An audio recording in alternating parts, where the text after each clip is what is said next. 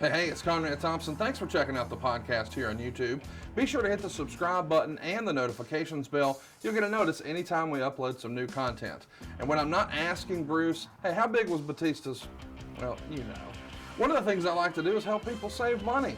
And if you're watching this video right now and you're in a 30-year loan, man, you're overpaying your single biggest bill and you may not even realize it. I want you to do a little experiment for me. Take your calculator out, multiply your monthly house payment by 360 payments. That's how many payments there are on a 30-year loan. That big scary number, that's your total of payments. You're looking at that number? You know you can do better. Keep more of your own money right now and go to savewithconrad.com. Or maybe you've got credit card debt. Man, it's not a matter of if I can save you money with that. Your average interest rate on a credit card is more than 20%.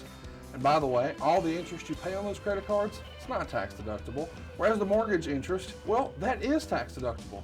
So if you owe this debt, it's up to you how to pay it back. Doesn't it make sense to get the cheapest rate possible and the greatest tax deduction possible?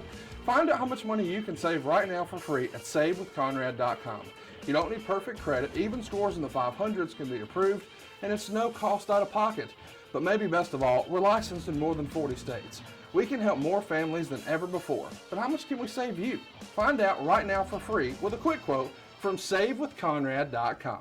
Hey, it's Conrad Thompson, and you're listening to Arn. And of course, we couldn't do it without the founder of the Horsemen, the creator of the Spine Buster, a Hall of Famer himself. Double A, Arn Anderson. Arn, how are you, man? Man, I'm enjoying this new format, and I'm enjoying the fact that so many of our listeners are enjoying it too. Thank you for all the kind words. There's, from the beginning to where we are right now, I think my story has resonated with a lot of people who have similar stories growing up. And, it's fascinating how many people in different walks of life, how they get to where they end up. And yeah. I think it's a fascinating story in a lot of cases. Mine's just one of them. Of course, last week we did a Q&A on mostly the territory days, but today we're picking up where we left off. Arn Anderson has been born, and Marty Lunde is no more. And now he's no longer a singles wrestler. He's a tag wrestler, and he doesn't work for Bill Watts. He's now part of Georgia Championship Wrestling. Let's sort of add some context to this. Arn, you grew up as a young wrestling fan, watching wrestling on TV in Rome, Georgia. Is it fair to say that what you spent most of your time watching was Georgia Championship Wrestling? Absolutely was. When I was younger, there was a wrestling show that I think would have been Nick Goulas' show.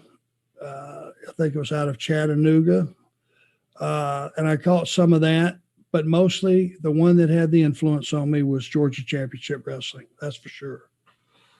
And Georgia Championship Wrestling is obviously going to mean that you can come closer to home, being a Rome, Georgia boy. So we left off with, hey, Pee Wee's going to take my room with Tim Horner, and now I got to move. Where'd you move to? Here's what was the other part of this that was so cool. Now, I was going to be based in Atlanta, but my granny still had her house and was still living in Rome. Just outside of Atlanta. Yeah, 80 miles. Yeah. Northwest. So I could move back home. I didn't have to rent an apartment. You're talking about from living to week for Bill Watts. Now I was in a different position. I was in Anderson and I was operating out of my grandmother's home, which meant I could take all that money that I would have been paying for rent and just take care of her with it, which really was cool. That is cool. So is Grandma excited that you're coming home? Absolutely. 100%. Yeah, it was really cool. Now, man, I was going to have to travel by myself because in very few cases could I hook up with anybody coming out of Rome. But the trips were so easy. It was like out of Atlanta, it was Macon, it was Gainesville, it was Columbus, it was Rome, it was Chattanooga, it was Knoxville. These were all towns, Athens. There were just a simple 80, 100, 150 mile ride from Atlanta, piece of cake, the other end of the spectrum for where I was. And I could make them out of Rome easy. So you show up to your first, you told us the story 2 weeks ago. You show up to your first TV and you see Ole, and he's like, "Oh, damn, they were right. You do look like me. Your name is Arn Anderson." And ta-da, you're Arn Anderson. What was your relationship like with Matt Bourne before you guys moved to Georgia? Before it was fine. Now I came to find out as time went on, Matt, I think had some animosity about me getting that spot, because think about this for a second. In the blink of an eye, I went from being first match, yeah, Marty Lunde. Yeah. Now I was a partner with Matt Bourne and Paul Ellering. I was an Anderson. And for those guys that weren't in that meeting or weren't privy, that were working there, they didn't know the difference. They thought I was a cousin to Ole Anderson, which meant he was the booker and part owner. So now you're in a little bit of a much better spot, like that's Ole's cousin. But it was a heat spot too, because, he's giving his cousin a push. Right. Which I really wasn't his cousin. He just made me his cousin. No relation. So there was so many dynamics going around, and Matt, as time went by, I could figure out that he just didn't think I'd earned that spot. And it was a hell of a spot to be in, because they were getting us ready for their new tag titles, which would have been their world tag titles, but it was called the national tag titles, which they were getting ready to have a tournament for and crown new champions. And that was the goal for Matt, Paul, and I.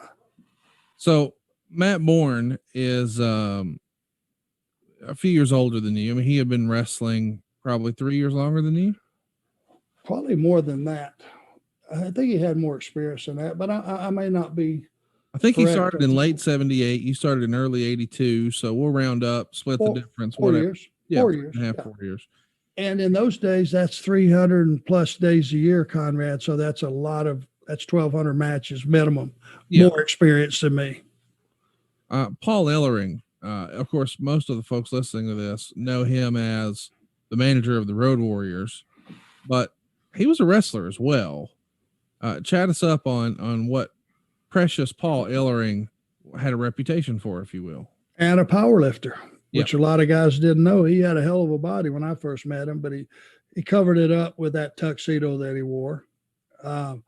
But he was strong. I mean, he totaled a huge, I don't remember the amount, but in some power meets, he totaled up there close to, I want to say 1,900 pounds, something at a power meet. So he was super strong and could really talk his ass off, and had that precious Paul Ellering gimmick down.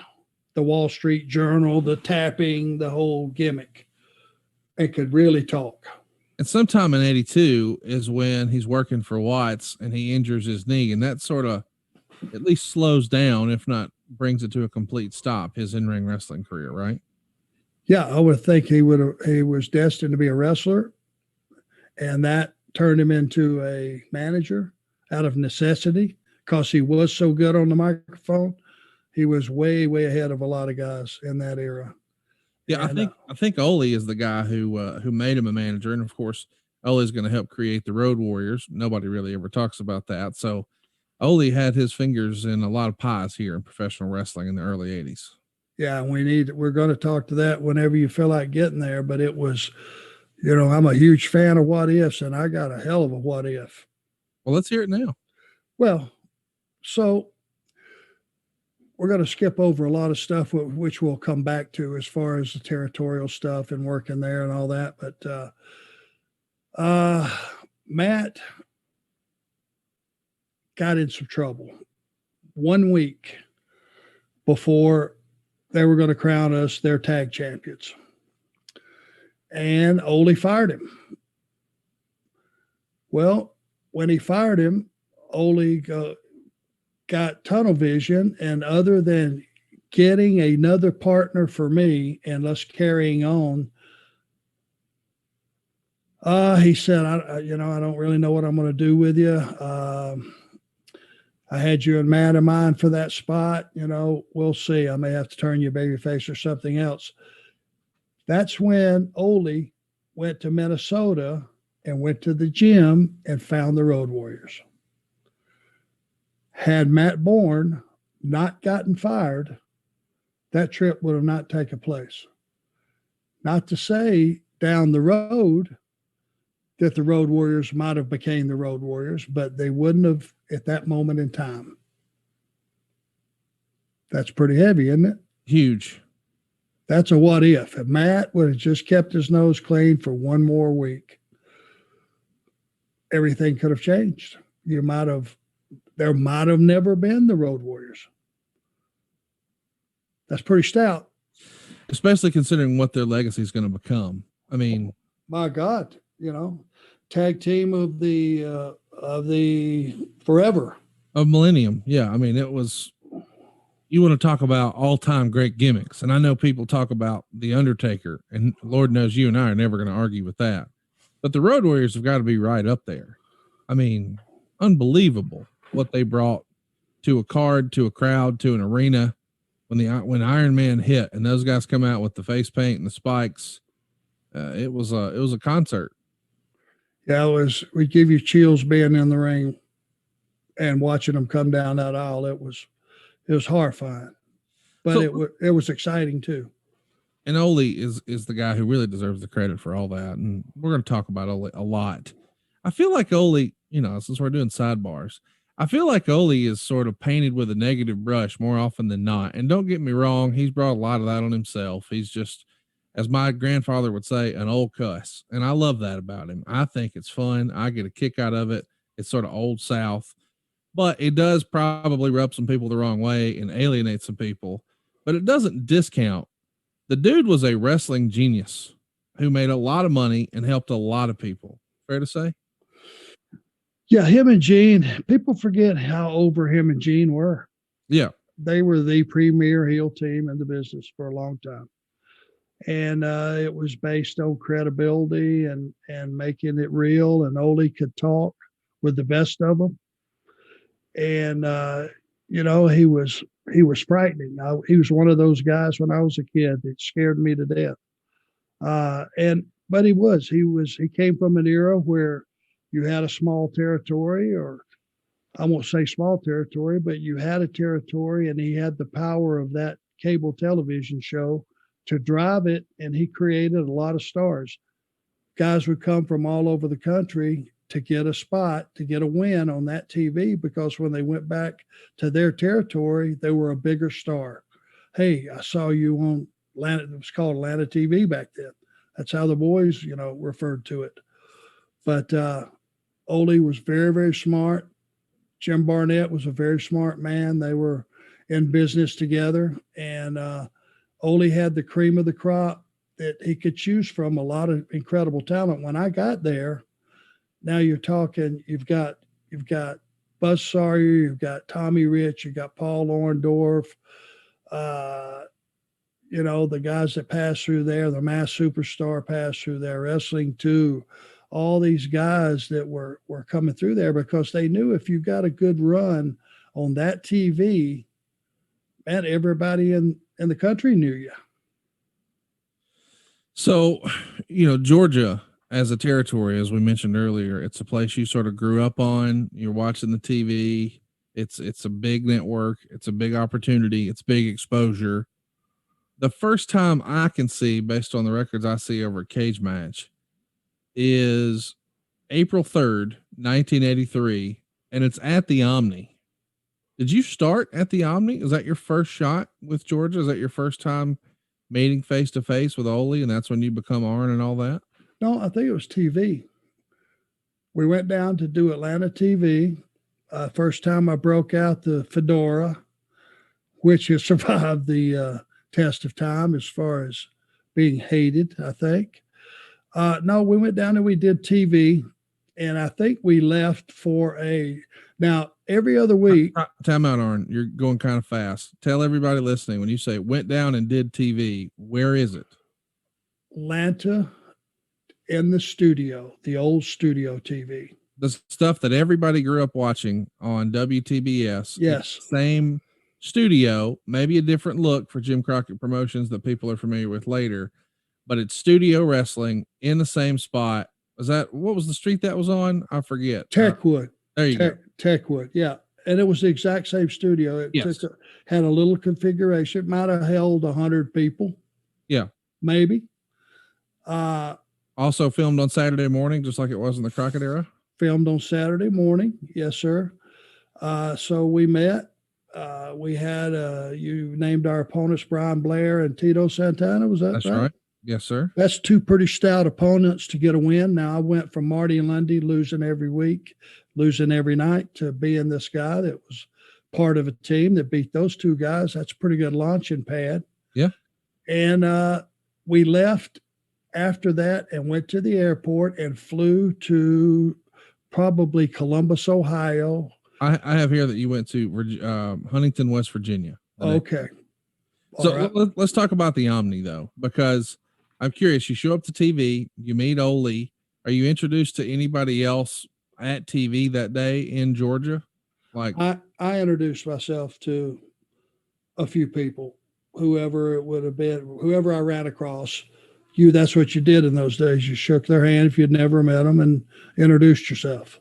We as wrestling fans have heard about, Dusty having a desk at Jim Crockett Promotions, and we know about, Titan Towers and Vince McMahon's spread there.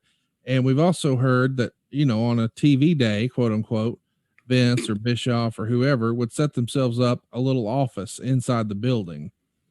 Where did you meet Ole? Are you guys just sitting in the dressing room talking? Or are you tucked away in a broom closet?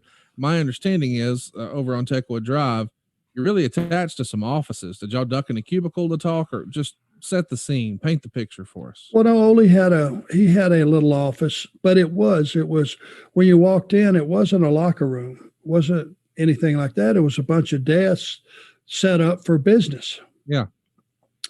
And you would just grab one of those chairs that someone used for their office work during the week and open your bag up. And that's where, guys were scattered all over the place, but Ole had one little office where you could shut the door and have a private conversation. And that's where we met. And you would go in, there would be TV sheets, and the referees would go around and let guys know, hey, you're on third. You got X amount of minutes. Here's your opponent. And they did a lot of the organizing, as far as that goes, carrying the word. And if you had a question, you would go knock on Ole's door, and you go in, and that's who you talk to. So when you show up and he names you Arn Anderson, do you have a time? Did you travel to town to TV with Matt Bourne? Did y'all meet each other when you got there? How does that happen? Yeah, we met. Like I said, I came out of Rome. Matt had went in a couple of days and got a apartment which was furnished over by the airport where the wrestlers had stayed for years. It's called the Falcon's Rest. It was like a efficiency apartment, and that's where all the wrestlers lived. So you can imagine the parties that went on. Yeah, at that place. Nice pool area, furnished, all that shit. One-stop shopping. So he comes into town, he gets set up, you meet him at the building. You get the vibe that maybe he's not tickled with this. He's your senior. He's been on the A side more than you have. Not yet. Okay. He didn't have that attitude yet. We were good for a little while. There was a few weeks what kept passed before we had any inkling of that. So we don't know, I don't know, because I wasn't watching wrestling then. So I don't know, but I feel like a lot of times when guys in this era become tag teams, sometimes it's just two dudes and they're a tag team. Sometimes they want to look and present themselves as tag teams. Do you both commit to the deal and say, we're both wearing fedoras, or we're going to wear this color tights, or here's our tag team, our double team maneuver, here's our finisher? Do you have things like that where you say, okay, we know we're a team, but what makes us a team? Does that type of conversation exist? Not really. Matt showed up with blonde hair. Yeah. It was black. He wanted a fresh new look. It was that. And I thought, well, this hat is really a heat seeker. So I think I'll wear that. And him and Paul kind of looked at it. Paul went, hey, I like it. And I think Paul actually even wore a similar one for a short time. Matt had the blonde hair. We didn't have matching gear. that just didn't, that felt like a baby face deal. Yeah. Young baby face, dressed same way and all that stuff. So, I mean, everything went smooth. And, we landed, we flew to Columbus, we got a rent a car, which the office provided. We would usually fly in and out of Columbus. They had a deal because you could pick up the rent a car last day of the loop. No matter where you finished up, you drive back to Columbus. You had no drop charges. You're saving money for the company, obviously. That's the way they had it. They paid for the rent a cars, and you made the loop up through. And at that particular time, Ohio, Michigan, West Virginia, it was on fire. They were doing a tremendous business. I'm gonna have to rein your ass in eventually here. About? I feel like we're running wide open. Tell me what it is when you go to the Omni, your first match, and you win. This is the I think you've referred to it before on our show as the Madison Square Garden of the South. This is where every super show was. And you're here beating Tito and beating Brian Blair with a new name. What the hell? The little kid in you had to feel like, is this real life? Do you have a date when that happened? Yeah. According to Cage Match, that's your first shot for Georgia Championship Wrestling. It's April 3rd, 1983. Because I am almost positive, and if I'm totally wrong, then we did TV and then we had the Omni the next day. No, here's the thing. I don't know that all the TVs are on there, but I do know that you did TV on April the 9th, and you and Matt teamed up to beat Mike Starbuck and Tony Zane. Okay, we would have had to have had at least a TV or two under our belt before we did the Omni. Okay. So no one would have known who we were. Irregardless of what the positioning was, my first time in the Omni as a wrestler, I'd been there a couple times as a fan. It was the Holy Grail. You feel like you made it? Like, this is it, man. I damn sure did. When the match was over and we were able to have a very good match, and I followed Matt's lead and those guys' lead, and those guys are credible. Brian Blair and Tito, oh my God, what two great baby faces. And, you had Paul out there running interference. When that match was over and we got back through the curtain, for the first time, I actually said to myself, you know what? You belong. You're going to be able to do this. My knees were weak. That was the joy. That was my Madison Square Garden. And that never changed for me. It was dark. The people were loud. They were full. It was a full crowd. I don't know if it was sold out or not, but they were in the upper deck and loud. And it was, something about the arena being loud. People in the audience are not concerned with raising hell and people looking at them because you can't see them. Right.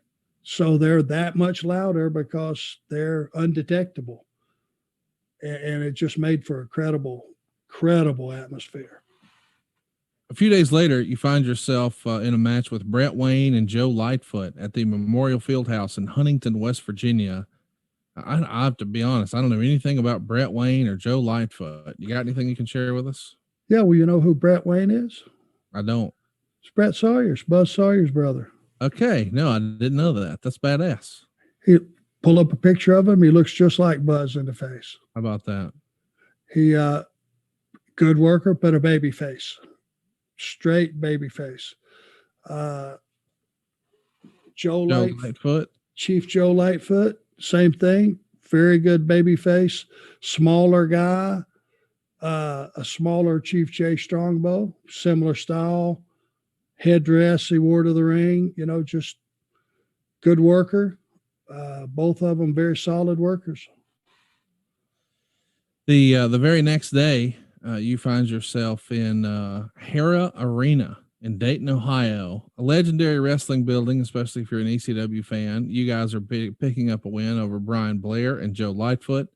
Does anything stand out about the Hera Arena to you that recently burned down and, or maybe a tornado got it? I don't know.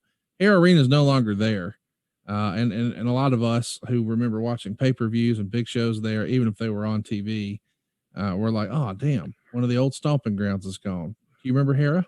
It was one of the it was a frequently used arena. I mean, you would see all the time advertisements, Hera Arena, big cards. Yeah. The acoustics were incredible. It was one of those towns that was just a really good wrestling town, and it was loud because of the layout of the building. It was, it was a regular stop as far as wrestling went. The next day or your next event. Yeah, it is the next day, April 9th. You're back on TV. This is the one we were talking about earlier. The TBS studios, or the WTCG studios, in fact. Mike Starbuck and Tony Zane. What can you tell us about Mike Starbuck? I don't know, but Tony Zane broke in with me. Yeah, he's one of your buddies from Rome, Georgia, right? He's one of the guys that originally Ted trained, and now he didn't get hired anywhere right away. So I had my run through the first time through Pensacola. Then I went through the Watts deal, and now I'm back in Georgia, but in a totally different position. He's kind of in the position that we started at, as far as just doing jobs on TV and wrestling in a Boaz or Albertville on the weekends. So that was kind of deja vu-ish. Mike Starbuck, I don't recall too much. Let's talk about the studio here. I think some of our listeners probably heard me say WTCG, and they're thinking, wait a minute, I thought that was TBS. Locally, TBS was known as WTCG. And then eventually, when it gets pushed out over the satellite to all the cable and satellite subscribers, it's known as the Superstation. And a few years later, it becomes branded as WTBS. But WTCG is sort of the embryo from which WTBS was born. Then the next time we see you wrestle is later that night. As we mentioned, this was a morning taping. So after you finish doing TV here, y'all jump to Cincinnati, Ohio. That's probably your plane trip. And you're going to beat Brett Wayne and Joe Lightfoot. The next day, you're in Wheeling, West Virginia, again, picking up a win over Wayne and Lightfoot. The following day, you're back down to Augusta, Georgia, this time with Brett Wayne and Brian Blair. You would have another match with them 5 days later in Chattanooga. And then you're back in the Omni, and you're picking up a win again, this time against Joe Lightfoot and Ray Candy. Ray Candy is a name that I'm super familiar with. We've all heard this name. Black Stud Williams, Commando Ray, the Mass Superfly, but I remember him as Ray Candy, and I haven't seen a ton of his stuff, but tell us about Kareem Muhammad, the guy we know as Ray Candy. Well, he was huge. I mean, the guy was, God, he had to be 6'8", 350. Yeah, he's a big fella. And, he could move too for a pretty big guy. And I'm sure if I was a betting man, Matt and I took an opportunity to make what we're looking at real, and I'm sure he bounced us around all over the place. And I'm sure in that particular situation, Joe Lightfoot was put in the auspicious position of selling and probably dropping the fall. Just going back, if I was going to lay it out today, that's the way it would have went down. And I just remember Ray Candy being a very easy guy to do business with, but a very solid guy, big guy. And that would have been a big win for us. Let's talk a little bit about, Ray Candy. We're running through a lot of different names here as we go through the territory days. And I get that. I wasn't even young enough to see Ray Candy wrestle, but I've seen old clips and stuff. But Ray Candy's a guy who, as far as I know, helped sort of break in New Jack, who were recently lost, and even Kane, the mayor, right? I mean, these guys, very seldom do we run across a name where there's not a tie to another name. That's what's so fun about wrestling to me, is this became that. Does that make sense? Sure. I didn't know that he had a hand in the Kane training. Was this before or after Malenko? I'm not sure. I just know that Ray passed away way too young. I think he was like 41 or 42 or something. But still, his brief period of time in professional wrestling still has a little bit of a legacy running around out there. Sure. And we're all connected. Yeah. In one way or the other, even if it just means I worked with that guy in my first territory, or that guy was a referee in the first town I ever worked, or this guy, it's like Kamala was my first house match for Bill Watts. It's one of those things you never forget. It has value, and it's one of the memories that you never forget, because there are a lot of firsts in this business, and a lot of times those are special.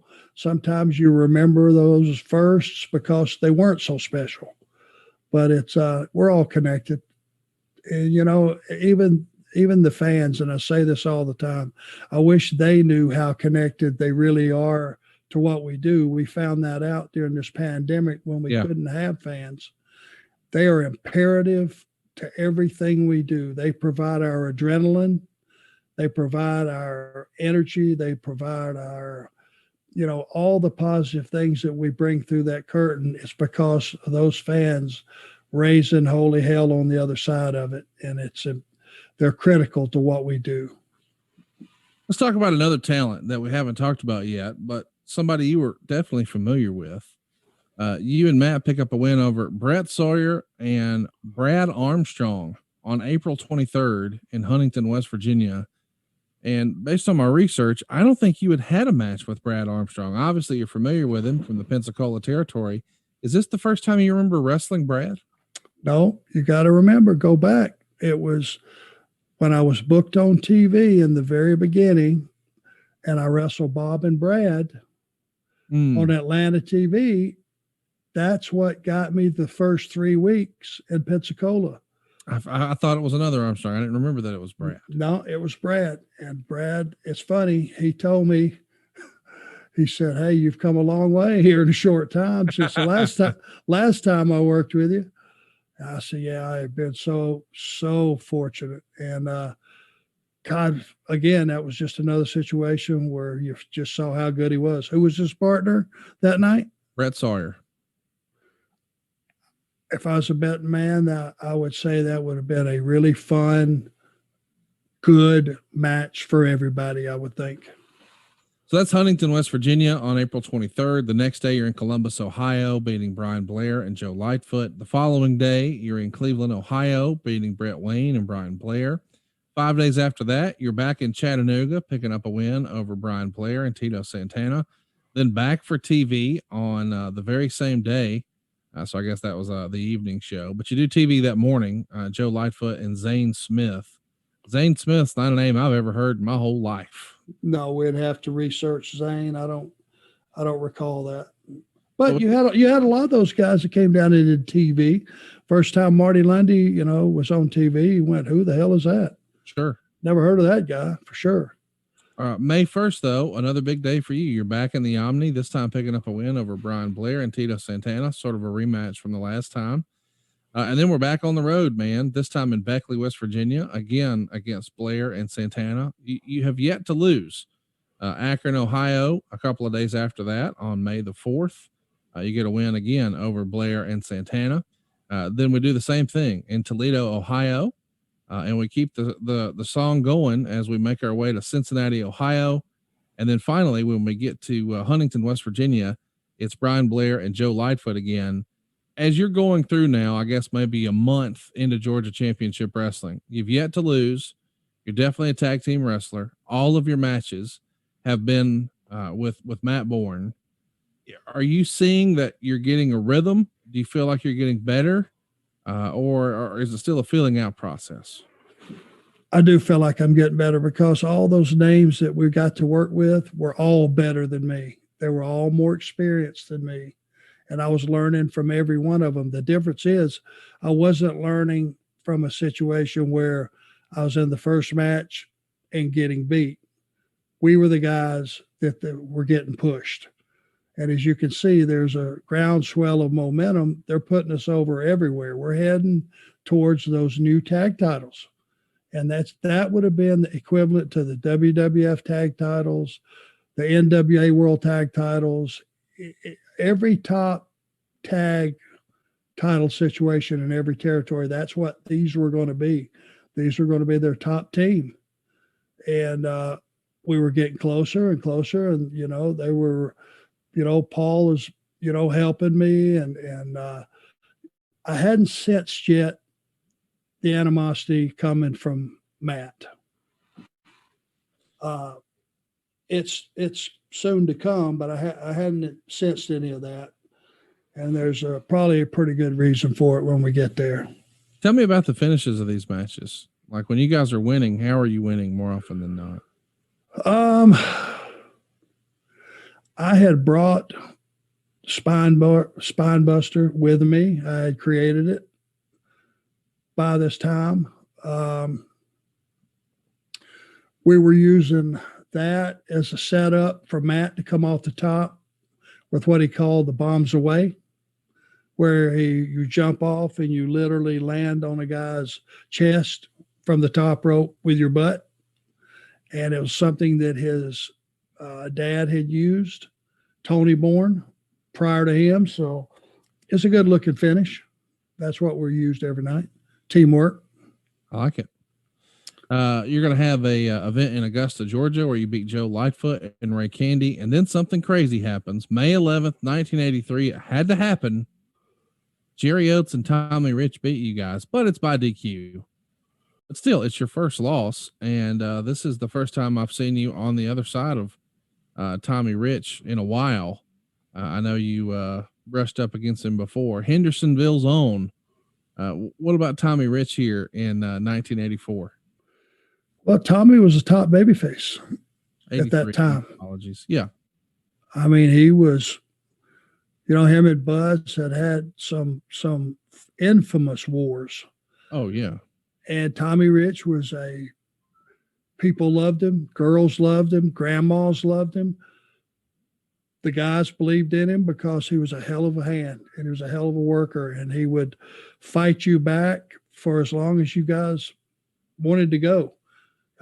And he was a very accomplished worker. So by that being a DQ, it's like nobody got pinned and nobody got hurt, and you still got the baby faces Duke raised. But that would have been one of those situations where they were kind of keeping our momentum going, but without having to beat Tommy. And you just didn't beat your baby faces in those days unless there was a reason. The last Battle of Atlanta, that bloodbath you mentioned a minute ago with Buzz Sawyer and Tommy Rich, is going to happen later this year, October 23rd, 83. But they'd been feuding for a few years at this point. And let's not forget, Tommy Rich was a NWA World's Champion back in 81. So over like Rover is an understatement. Well, we were still, we got beat that match, losing to Tommy Rich. Ray Candy's not a crime because we were still on the trajectory to be tag champions coming up. That hadn't changed. That story was still in place. And, a little bump along the way with those guys, it's no big deal. Doesn't hurt you. The next day, you're getting a new opponent, Paul Orndorff. He's going to be teaming with Tommy Rich. You guys get the win. It's by DQ, and it's a long match. It goes 15 minutes at the Civic Center there in Canton, Ohio.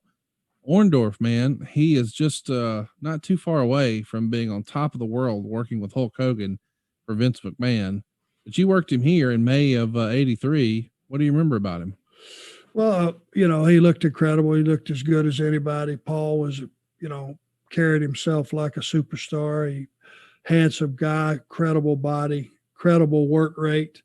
And after we worked with those guys, I saw him in the gym not too long, a day or two after that, and he said, talk to you for a minute.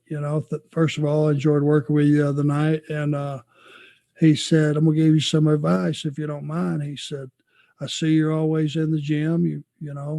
He said, if you learn how to work, you keep your body right, and you learn how to talk, they will never, ever be able to deny you having a top spot in this business. if you take care of those three things. I never forgot that advice. It's the best advice anybody ever gave me. And it wasn't too soon. He was on his way out. By then, he was heading to WWF, where he would have an incredible career. Let's talk about another opponent that I want to bring up. Pistol Pez Whatley. I guess I should mention briefly. You make spots through or shows through Grand Rapids, Wheeling, and then Cincinnati, Ohio is where I want to talk about. May 28th, Pez is going to be teaming with Ray Candy to take on you and Matt Bourne. The good guys, Pez and Ray, get the win by DQ. Chat me up about Pez Whatley. Just went in the Hall of Fame. Unfortunately, no longer with us. But as Tony Schiavone and I have been revisiting 1986, man, that guy was just oozing charisma. He was so fun to watch. What do you remember about him as an opponent? Well, yeah, and if you go his nickname, Pistol Pez Whatley, man, he was a shooter. He was an incredible amateur wrestler on top of that, and pretty tough guy too, what I could gather. I didn't see anybody mess with him. Let me put it to you that way. But you're right. He had a lot of charisma, quality work, good guy, just easy to be around, and very accomplished worker. Very good. The other opponent that comes across the results list here that we've never talked about is Bob Roop. And this is sort of random. All your matches so far in Georgia Championship Wrestling have been you and Matt Bourne. But on June 4th, you're going to be in Augusta, Georgia. It's Pez and Ray Candy on one side, you and Bob Roop on the other. Is this when everything changed with Matt Bourne, just like that?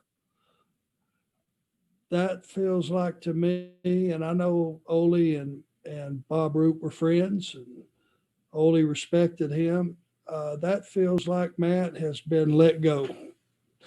Yeah, let's talk about that. I know that there's a lot of controversy surrounding his departure. I guess it's not all that uncommon when you talk about a guy who is polarizing as Matt, but he is seemingly going to be finishing up. Best I can tell, your last match with him was on June 1st, 1983 in Toledo, Ohio. And you guys get a win over Pez and Ray Candy. But just 3 days later, you have a new tag team partner. And the day after that, you're in the Omni wrestling as a singles. And you're going to be in singles for a while here. You will occasionally have a hodgepodge tag team partner. But this feels like, since you sort of teased the Road Warrior thing at the top of the show, the Road Warriors are in the next month. So this has got to be when sort of for lack of a better word, the heat came down on Matt Bourne. Fair to say?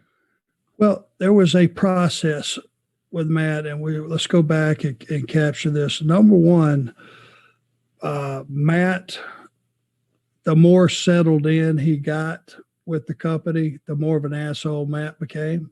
Okay. And the best fist fight that there's probably ever been in the history of the business was Brian Blair and Matt Bourne. I think it was Charleston, West Virginia, in the hotel bar. And I was a witness along with Ivan Koloff and I think Flair, and most of the boys were there. And it started over Matt accusing Brian hitting on the girl that Matt was trying to hit on, which was probably all bullshit. But it started out in the bar, and it was a hell of a fight. It got broke up. It spilled out into the lobby, and it started up again. And I'm talking about, I don't know if you've ever been in a fist fight, Conrad, but yeah, 90 seconds is a long time. Yes. It got broke up again, and it went out the front sliding doors into the parking lot, and they started up again. And Matt went in started to put his thumb into Blair's eye, and Ivan Koloff kicked his hand out of his eye, kicked it away, if that makes any sense, where he couldn't pull his eye out. No eyes. Now, at this point, we're at about the 12, 14-minute mark. of a start-stop three-tiered fight. It's unfathomable if you've ever been into a real fight. Right. So all of a sudden they go head to head, almost nose to nose, and Brian Blair bit a big chunk out of Matt Bourne's lip, about yay wide and all the way through, and spit it out, which stopped the fight. I mean, it looked like a friggin' alligator bit him or something. Got it broke up. It's one of the damnedest fights you ever had, but it immediately split the locker room. When you have a fight like that, it's like guys immediately start taking sides, and it's not a good thing. It's never been a good thing. I hate it. So that was the first real iceberg that Matt hit. We get a little further. Matt goes into the bar, the hotel bar. Paul Ellering and I were in the room, and we always, all three of us, healed the room, saved some money. And I'm laying in the bed asleep, and all of a sudden, it's dark in the room. I can feel the bed like sloshing back and forth. And I reach over and cut on the light, and Matt is standing on the bed, naked, going something along the lines of, "You punk, you didn't deserve this fucking spot. No way should you be my partner, and I wish I could piss on you." Now, Paul Ellering is in the room. I may have the verbiage a little bit off, but I got the fact that he's trying to piss on me. Yeah. So we get in a fight, which I'll just, not me trying to be sound tough. Well, I'm the last thing from being tough, but I ended up on top of Matt with him face down, 2 handfuls of that hair banging his head off the floor. Matt quit. So I hated having to do it, but during this whole fight, it's got pretty loud in the room. Larry Zbyszko's down there by then. Apparently he had already known Matt was a prick. So I let him up. He had enough. Larry said, "Arn, grab your bag. You come down. I got 2 beds in my room." So I went down, stayed with him.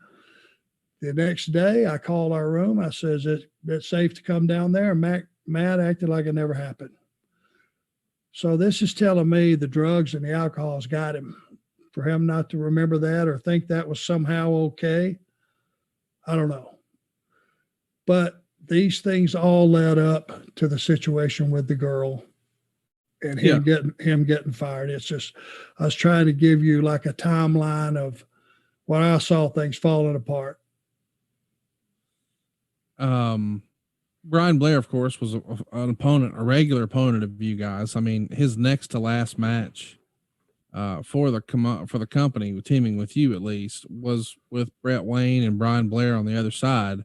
So I guess it all settled down and cooler heads prevailed, and they were able to work together again.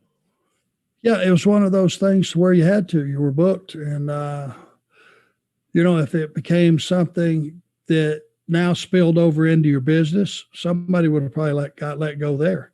Yeah, but the boys have gotten in tussles over the hotel didn't complain, the cops didn't come. If any of that would have happened, it would have been a different story. But it stayed self-contained amongst the guys. So they were able to finish out their bookings. Since you sort of said the girl, I guess we should address it. Matt Bourne ultimately runs afoul with the law where allegedly he had a girlfriend who was not of legal age, shall we say, and that spelled the end of him here for Georgia Championship Wrestling. Do you remember how you get the news that, okay, he's out and here's what we're doing for you? Tell us how that conversation goes. Well, it was shits because we get back to Atlanta and Ole calls me in and he goes, "Hey, asshole Matt really fucked you." That's what he said.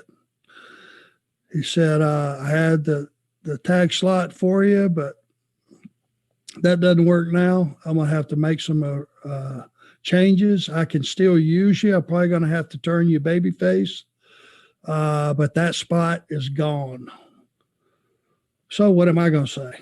You know, again, now I'm living at home. I'm living at my granny's. I'm actually able to help her out quite a bit with all of her expenses to get her some money in the bank and stuff like that. So I was going to ride that out until I should have right then said, let me see about getting booked somewhere else. But the situation. Why do you say that?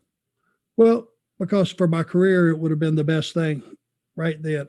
Turning me babyface was a mistake because it was just going to be to run around to all the towns and just put the Road Warriors over. And they had brought Rick Rude in.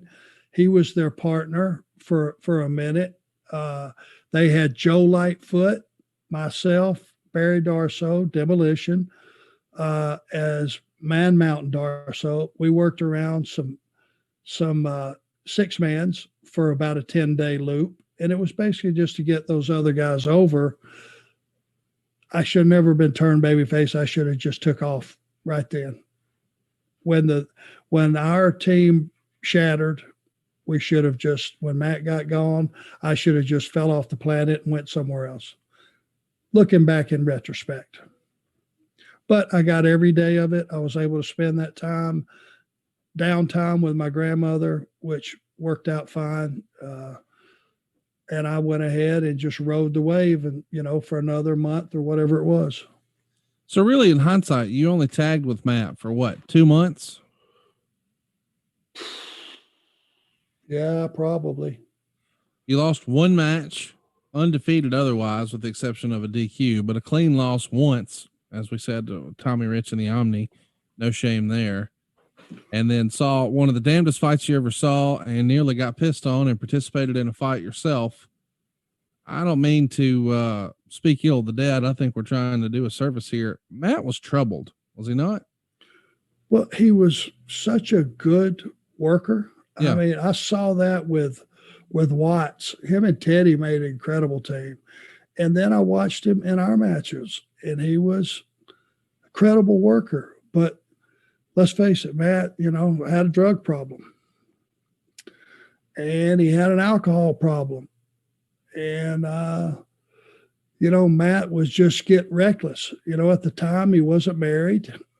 He had a girlfriend, I think, but back in Portland, but he wasn't married, no kids that I know of. And he used the business as a playground. I look back on it, going out every single night and drinking to excess and drugs to excess and the whole thing. I was still trying to learn the business, and I'm not trying to come across as a goody two shoes. I drank my share of cocktails too, but it never superseded what I was trying to do and to become an integral part of the industry. I was trying to up my worth, up my game, and excel at this. And we just had two different agendas. And Matt was on a self-destruction course when I look back at it from day one. So your last tag match here before you get split apart and you're definitely working singles is you and Bob Roop, a name that some of our younger fans may not remember. Chat us up about Bob Roop. When Sheik finally found out that Bob was close with Ole and was like kind of the assistant booker, Sheik was always trying to get in with Ole for whatever reason. I hear him in there one day, or Mr. Roop, Bob Roop, Mr. You're friends with Ole Anderson? Well, yeah, Sheik, I'm friends. You're assistant booker? Yes. Does he know I am former Olympic champion? Stretch everyone. I stretch you, Mr. Roop. Now, Bob Roop was a shooter, right? Right. He's a big amateur. Do I have to stretch Ole to let him know that I should be his champion? I'm sitting here listening to this. Now, Roop is doing all he can do to keep from busting out laughing. I'm laughing over in the corner. Sheik is dead serious. He's tried to force Bob Roop to get Ole to make him the champion. Just another famous Cosgrove story. Not so much about Bob Roop, but just being a victim of the Sheik and one of his awesome tirades. They keep you on Georgia Championship Wrestling, though. Of course, you're going to work the National Heavyweight Championship Tournament. In the first round, you pick up a win over Mark Hill. In the second round, Mr. Wrestling 2 beats you. And then, believe it or not, you make some shots for Bill Watts. You go back home to the Irish McNeil's Boys Club and have a TV taping where Mr. Wrestling 2 is going to pick up a win over you and Magnum TA. Is this one of your first times wrestling Magnum here? Yeah, it was the first time. What did you think your first time working Magnum would have been? June 22nd, 1983. What a look. What a look. Very intense, athletic. I knew he was going to go somewhere for sure. So how does the transition happen where now you're not just a Georgia guy? For the last 2 months, you've been primarily with Ole and just working the Georgia territory. But now you're going to make some shots for Bill Watts again. Obviously, they had a good relationship, but how is that communicated to you? Hey, we need you in so-and-so town. Well, yeah, he said, I don't have room for you on the tour, but I can get you some bookings. And I was all about making the money. I had to make the money. In those days, it was not unusual to get sent back to a place that you had been, once you were in a different position. And I went back, I left Marty Lunde and came back mysteriously as Arn Anderson not too long after that. But Bill Watts actually explained it on one of his broadcasts. I saw a clip of it the other day. He went, yeah, this Arn Anderson's really improving. He was wrestling under an assumed name, Marty Lunde. Ole didn't want him to be discovered until he was ready. And he had an whole explanation that actually made sense when you heard it. Well, while you're here, you're going to do some jobs for Steve Williams. Even in a tag team effort, he'll have Joe Stark on one side. You'll be teaming with Ralph Williams. But mostly it's Dr. Death, Mr. Wrestling 2, and Magnum. But when you come back to wrestle for Georgia Championship Wrestling, it's Columbus, Ohio, and you're teaming with Man Mountain Darso, who's going to go on to be one of your great close personal friends, Barry Darso. We know him as Demolition Smash. And, of course, Ole Anderson. So quite a 6-man tag. Across from you, Killer Brooks and the Road Warriors. This is I wish we could go back and watch tape of this, but I don't think it was recorded. It's a live event.